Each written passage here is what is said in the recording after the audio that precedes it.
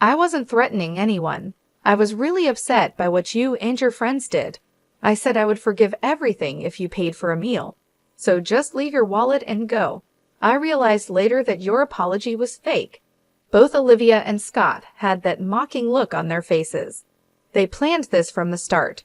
We just sighed as we watched them rant. Just leave your wallet and go. You know what will happen if you talk, they said. Scott is higher up than Larry at work. I just smiled at their words. If they were going to be like that, I wasn't going to hold back. Are you sure about this? You'll regret it, I warned them.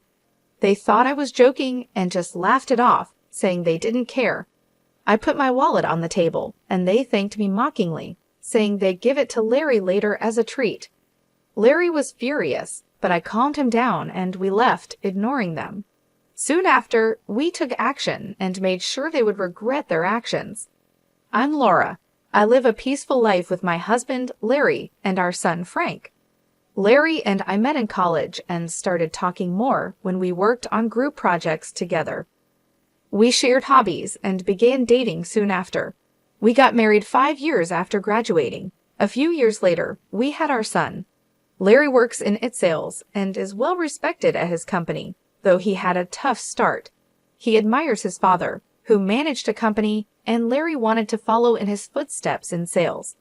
I still get tough feedback, but I want to be like my dad. When Frank was born, my in-laws really helped us out. My mother-in-law went to cooking school and now works as a hostess at a famous restaurant. Her husband works with her, handling the business side. Their advice is always to do your best in whatever you're doing at that moment. I've always liked design. While working in administration, I used to draw for fun. This hobby became useful as I started taking freelance web design jobs. The projects got bigger over time. Then today, Larry came to me with an idea. Hey Laura, our company needs a designer. Want to try it? I really like your designs. It'll be busy, but I'll help you. What do you think? Your designs have a special warmth, he said. At first, I was unsure, but my father-in-law, who was visiting, agreed with Larry. With their encouragement, I decided to work on a design. Once I started, I was determined to do well. Larry and I worked together to come up with the best design. It took some time, but I finally made a design I was proud of. To my joy, they chose my design, and it sold really well. Larry and I were thrilled when we heard the news. We thanked my in-laws for their support, and they were as happy as if they had succeeded themselves. It's all thanks to your design, Laura, they said. It's really nothing. Having this experience means a lot. Thank you, I replied. This whole experience was a big moment for me. I started spending more time on web design, which was just a side job at first. Eventually, I made as much money from designing as I did from my day job. So I quit my administrative job and now work as a freelancer. Thanks to Larry's company, I also get to design whenever they launch a new product. Our son Frank, who is now in middle school, has grown into a smart and kind boy. He loves playing soccer for his school club. Life is good, but there's one thing that bothers me. It's about Olivia, whose son Kevin is in the same soccer club as Frank. Frank and Kevin are great friends, and they even ended up in the same class this year and often spend weekends together. Frank talks about Kevin a lot. Kevin came over to our house once, and he was very polite. I was happy Frank had such a good friend. However, Olivia can be a bit too much sometimes. I first met her during the school's open house. It was obvious right away that she was Kevin's mom. Kevin, you are definitely Mama's pride and joy, she said. Mom, stop. It's embarrassing, Kevin replied. After the class, during the break, Olivia loudly exclaimed, making Kevin embarrassed. I thought she seemed like a loving mom, but that wasn't quite true. Really, Kevin is by far the best. The others just seemed to be playing around during their presentation, she said loudly. The room went quiet. Kevin looked annoyed and said, "Didn't I tell you to stop?" Everyone took their presentation seriously. I couldn't help but wonder if her comment was really appropriate. Soon after, the parents had to leave for another meeting and started to leave the classroom. Frank, you did well in your presentation. You have club activities today, right?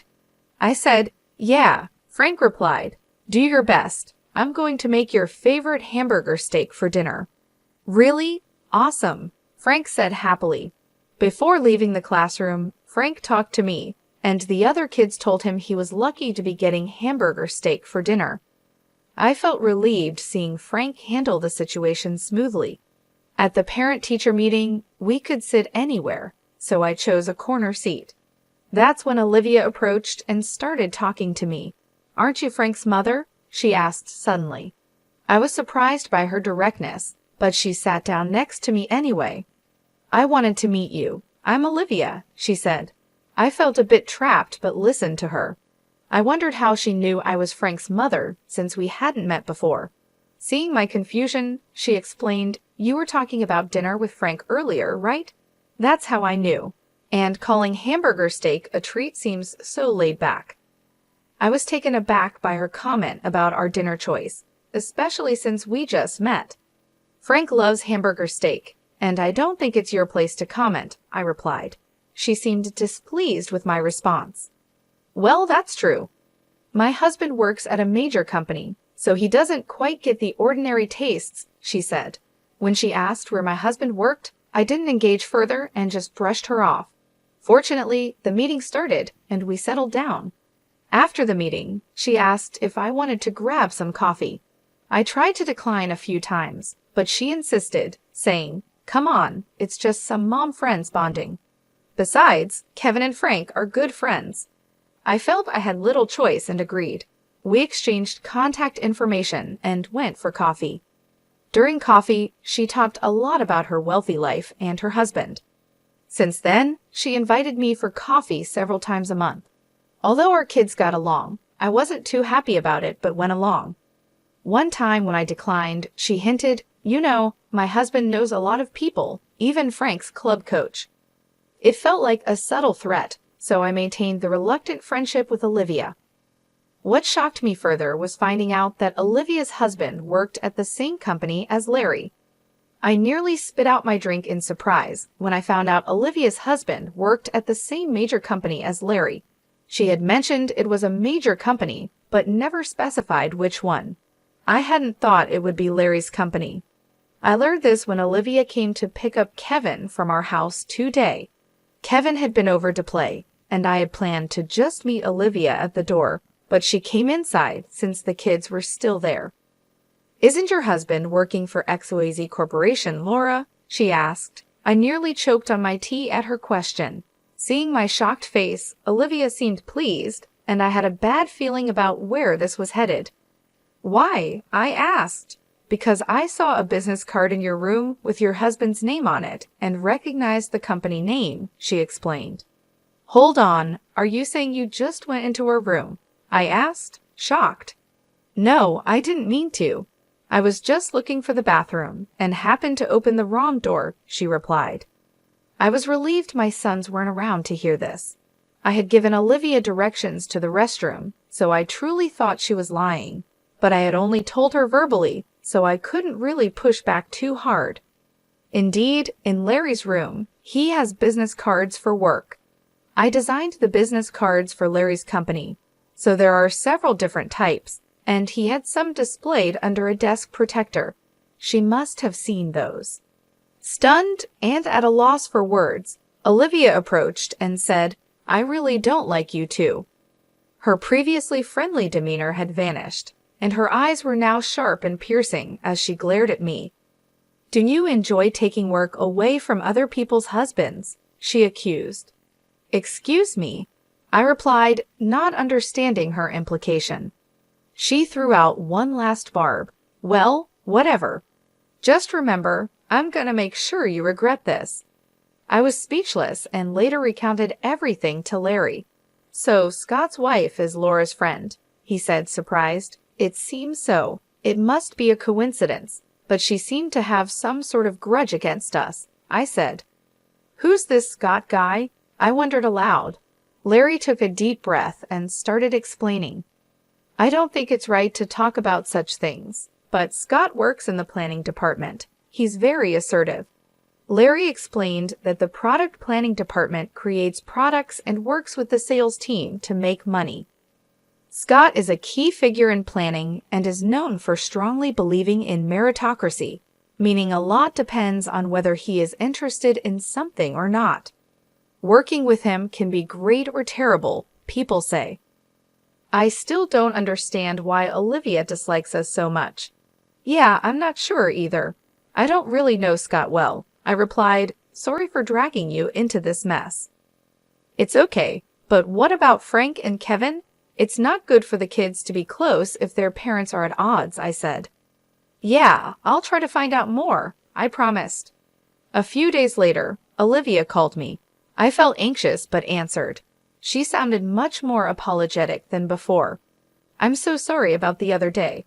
I was just stressed about my husband's work not going well, she explained. I listened because she sounded sincere. She apologized and suggested that since our husbands work together, we should try to get along. How about we all go out for dinner? She proposed. Considering her past behavior, I was hesitant but thought of our children's friendship and decided to give her the benefit of the doubt. That's fine. Thank you. I'll arrange the place and let you know the details later, she said, sounding pleased as she ended the call. The day came, and we went to the restaurant Olivia had chosen, known for its seafood. However, Olivia and her husband were nowhere to be seen. I tried calling her. When I mentioned my name to the receptionist, the staff member looked concerned. I was shocked when the receptionist told us, I'm sorry, but the reservation is only for 3 people. What? Larry and I were confused. What was going on? I asked the staff member to wait and immediately called Olivia. Hello, Olivia. The restaurant just told me the reservation is for 3 people, I said. She laughed and told us to wait a moment. Soon, Olivia and a man walked in. Larry recognized him. Scott, good to see you, he said. That's when I realized the man was Scott. Olivia and Scott were smiling broadly, which gave me a bad feeling. I'm sorry, I made a mistake with the reservation, Olivia said casually, which annoyed me. Then she said something even more shocking. Well, mistakes happen, but let's not waste the food, right? What are you getting at? I asked. Look, Larry, I'm soon going to be the head of the planning department. You're doing well in sales, but you're still a newbie. If you don't want things to go sour, you might want to listen to what I have to say, Scott said. Are you threatening us? I asked. It's not a threat, Olivia interjected. Laura and you have hurt me deeply. I'm offering you a way to make amends. Just leave your wallet and go. I realized then that the apology was indeed a lie. This was their intention from the start. We saw it as we watched them argue. Look, just leave your wallet and get out. By the way, you do know what will happen if you tell anyone about this, right? Scott's higher up than Larry, after all, Olivia said. At that, I couldn't help but smile. If they're playing it that way, there's no need to hold back anymore. All right, but are you guys sure about this? You're going to regret it, I said. They might have thought I was bluffing because the 3 burst into laughter. Like we care, they said. I took out my wallet and placed it on the table. Seeing that, the 3 sneered at me. We'll give Larry his wallet back later. Thanks for the treat, then, Olivia said. Larry looked furious and clenched his fists, but I calmed him down and we left the room, ignoring the 3. We quickly took action. They were the ones who were going to regret this. Yeah, can't let people who pull stunts like this go unpunished, I thought. Later, a call came in on my phone. Recognizing the number, I answered with a smile. Ah, Laura, looks like we're almost done here, I said. I handed the phone to Larry. After a quick talk, he hung up. Well, shall we go? Seems like things have heated up, Larry said, looking very upset. We went back to the restaurant Olivia had chosen. Once there, we asked a waiter to call the owner.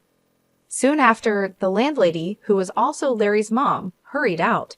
Thank you for your help. I'm sorry for the trouble, I said. It's fine. People like them need to be taught a lesson, she replied, looking as angry as Larry had been earlier. We were led to a room. As we opened the door slightly, a tense atmosphere was evident. Inside were Olivia, Scott, and some senior officials from Larry's company, including his father-in-law. Why had it come to this? The restaurant Olivia chose happened to be run by Larry's mom. We realized it as soon as Olivia told us to meet there. It was a coincidence, but since we were going there anyway, Larry decided to call his mom. It was revealed that Olivia had only booked for 3. We knew she hadn't made a reservation for 4, but played along anyway. Once we understood Olivia's intentions, we immediately reported it to Larry's mom. Being straightforward people, both Larry's mom and Larry reported it to his dad, which led to the current situation. "Scott, what's going on here?" a man asked Scott. "Well, Scott was flustered, understandably so. That man was Mr. Bryan from the planning department's top management. Next to him was someone from the sales department's upper echelon. I think my father-in-law might have called them over. He was the former CEO, so it's understandable how he'd react if he found out his family was being treated this way, especially in his wife's restaurant by employees from his time in charge. Actually, my father-in-law used to be the CEO of the company where Larry works. He's now retired and not involved in its management, but he was highly respected during his tenure. Even now, he's still in touch with company folks." After hearing the story from my mother-in-law, he immediately reached out to the company to explain the situation. When the CDO hears that one of his employees is trying to exploit another employee by using their position, he's going to take action. The 3 who didn't know this were surprised by the sudden appearance of the company executives at the restaurant. They seemed unable to grasp the situation. Larry said he wanted me to accept this invitation because my husband often works with Larry, even now. I was shocked by the clear lies coming out of their mouths. They showed no regret, and I wondered if they didn't realize that such obvious lies would eventually be exposed. Just then, to interrupt Scott, Larry entered the room. To the surprise of Olivia and Scott, Larry politely said, "Excuse me." Scott glared at Larry as soon as he saw him. We understood the situation completely, but for Olivia and Scott, it must have been confusing. Before Scott could respond, my father-in-law spoke up. "I'm the former CEO, Andrew. I'm retired now and have handed over the company to Mr. Bryan here," he explained. "By the way, Larry is my son, but he didn't get his job at the company through any connections of mine. In fact, I wasn't involved in his hiring at all. And I should mention that this restaurant is run by my wife." Hearing my father-in-law's explanation, Olivia and Scott seemed to finally understand the situation, and their faces turned white instantly. Olivia let out a sigh, almost without words, and Scott was shaking uncontrollably. Olivia, looking incredulous, seemed more flustered than I'd ever seen her. "Let's cut the small talk and discuss the matter at hand," said my father-in-law. The discussion, or rather the one-sided questioning they faced, started in a tense atmosphere, and Olivia and Scott struggled to speak. Olivia's issues with me apparently related to some design work at the company. It turned out that Olivia had also been considered for the same project. Initially, when the project was discussed at the company, my design was chosen after searching among friends and family for talented designers. This choice boosted Larry's reputation. Moreover, despite being relatively Bryan, Larry had developed his own sales techniques, earning trust from his juniors and contributing to the company's performance. It frustrated me that he was taking credit for achievements that he'd accomplished with the help of his wife's talents. I truly believe Larry has been working hard, but didn't you feel the same when you got advice from him? This left Scott speechless, and a senior planning department executive made a sharp comment that added to his silence. Scott felt overlooked because whenever the sales department finished their tasks, they would give detailed advice to the planning team. This bothered Scott, making him feel like his products were overshadowed by Larry's. As Larry's answers continued to receive praise, Scott became resentful and often complained to Olivia. One day, Olivia overheard me talking about my work with some other moms. I love designing and often draw illustrations for school events like PTA meetings. Some of the moms knew I worked freelance, so when Olivia learned that I was the designer chosen for the company project, she started picking on me. Hearing this, we were speechless. We were honestly shocked that they would concoct such a scheme out of jealousy.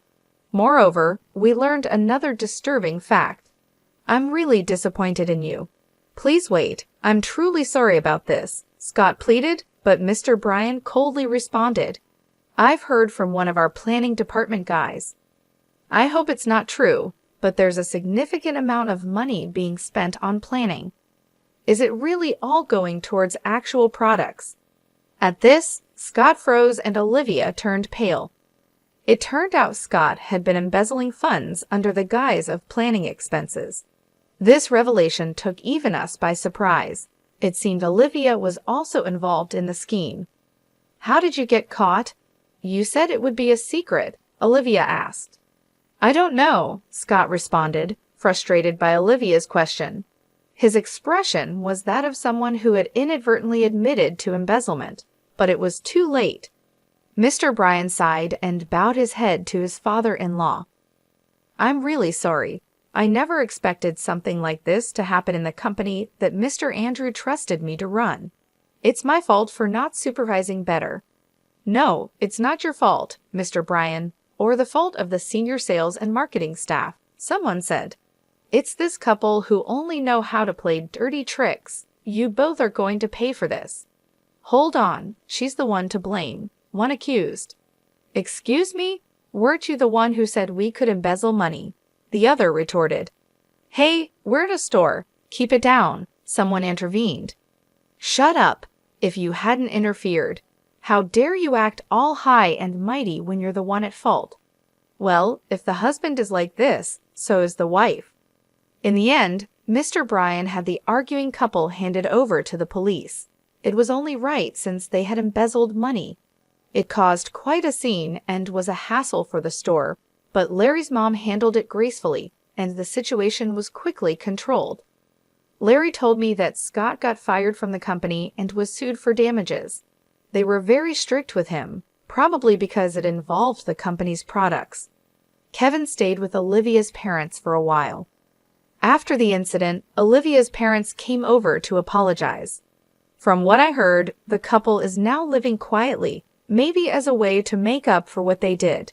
Seeing how sincere Olivia's parents seemed, I couldn't help but wonder how their daughter and son-in-law ended up this way.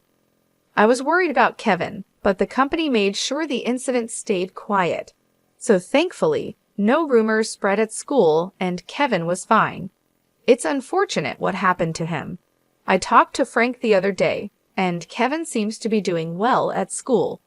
He's a good kid and everyone trusts him. Rather than being sad about his parents, he seems more upset with them. That's good to hear. I haven't seen Olivia and Scott since that incident. Kevin, however, still hangs out with Frank and even comes over to our place from time to time. Watching the three of them play so happily, I hope they never end up like their parents. By a stroke of luck, we were safe this time, but I truly believe that our daily actions attract the people and opportunities in our lives.